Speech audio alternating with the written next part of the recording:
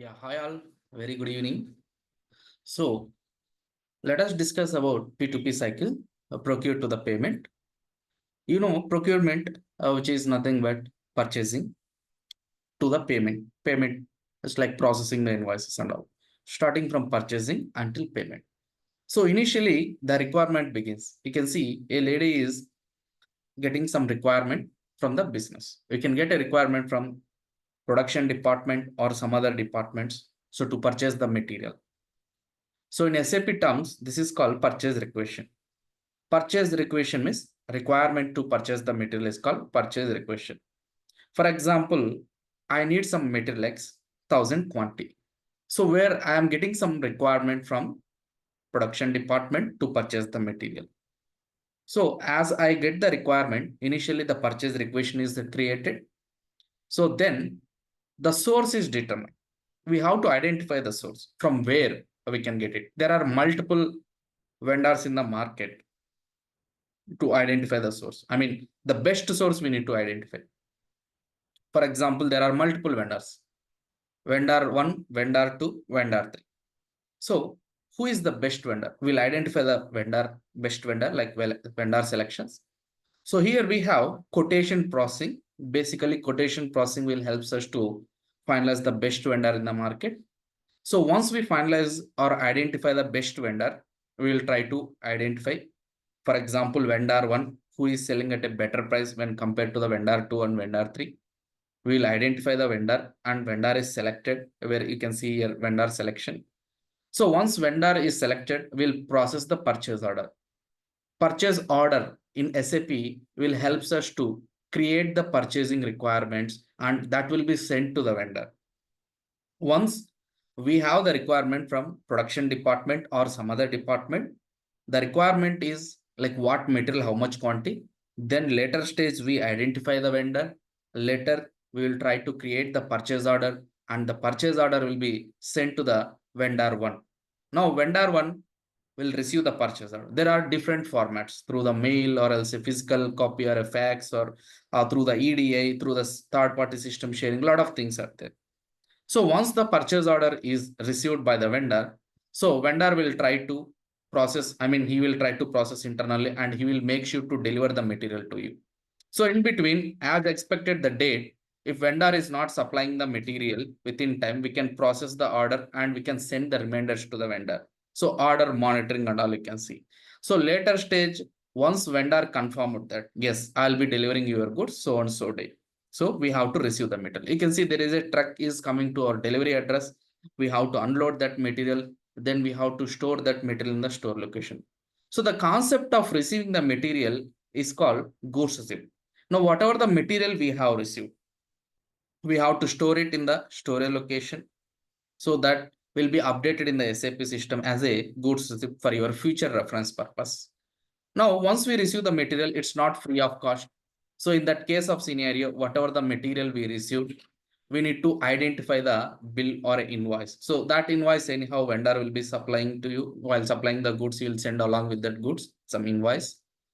For example, your invoice amount is 10 lakh rupees. So blindly we cannot make payment to the vendor all those 10 lakhs rupees. So first of all, we will have to verify that. You can see here invoice verification.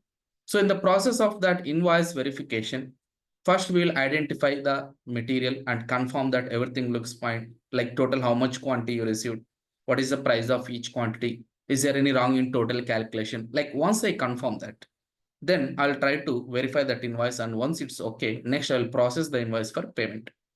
The payment will comes under SAP FICO, finance related. So all the payment and all the process will be taken care by finance department. Now you can see that clearly the requirement begins the purchasing requirement and ends at the payment. Hence, this is considered as a P2P, procure to the payment, which is a procure to payment. So in P2P, in SAP, this comes under SAP MM.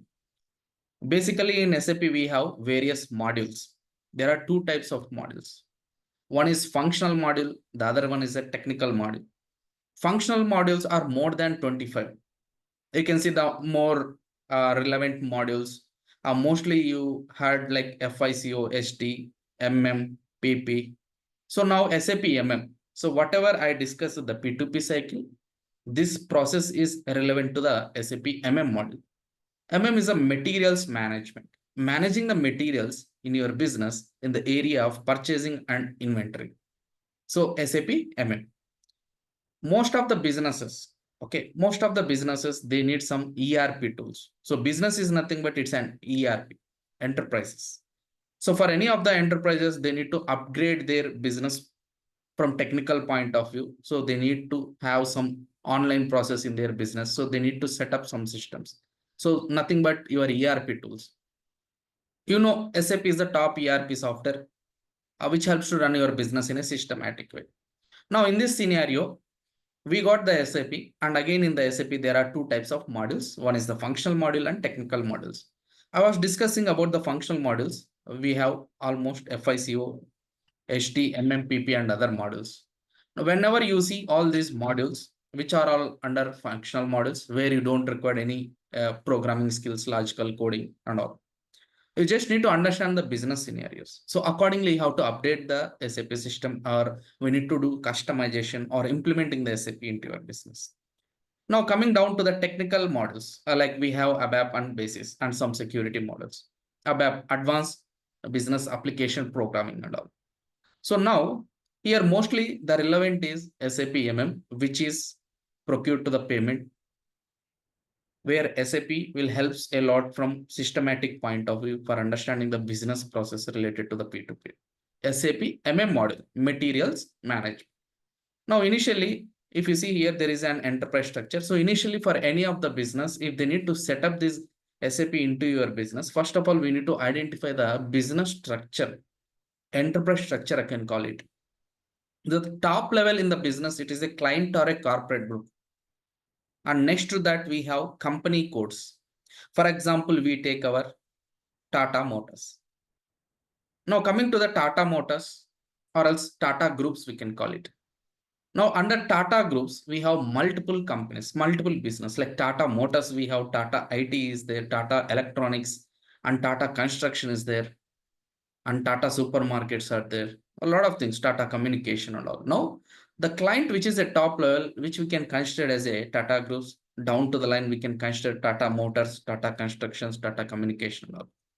Now, for example, we have a company where the Tata Motors, where some automobile industry, where cars are manufactured. So if you are manufacturing the cars, the place where you are manufacturing, that is called a plant in SAP terminology. So depends on the business demand, or depends on the customer requirement, we have to manufacture the cars. So if we have a lot of demand, we can have more than one plants. And see, physically already we have the plants which is set up in the business that we need to upgrade in the SAP. So down to the line in company codes, we have the plant A, plant B. Now store locations, down to the line. Store location is a place where some goods are manufactured.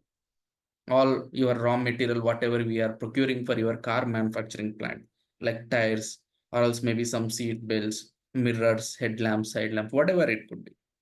All those raw materials we store in the store locations. Later, whenever you process the production from store location, we get it into the plant, right?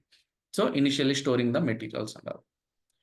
Okay, this is how the basic structure of enterprise structure. Next, coming to the landscape. In SAP, we have three system landscape, which is the development, quality, and production. So development is the system where we can develop all your business related customizations or configuration. Not only these things, we can develop.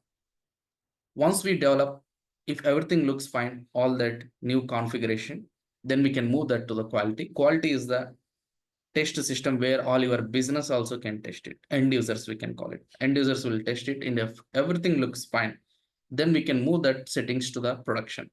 Production is a live environment where all your business will be running like day-to-day business activities like purchasing, sales, any transactions of the business. Okay.